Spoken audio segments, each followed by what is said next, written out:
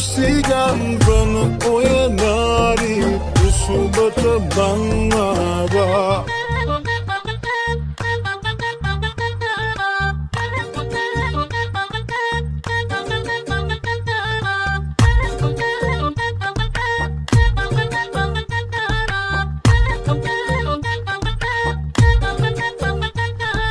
සීතල හිම මත දැවටෙන විට මුදු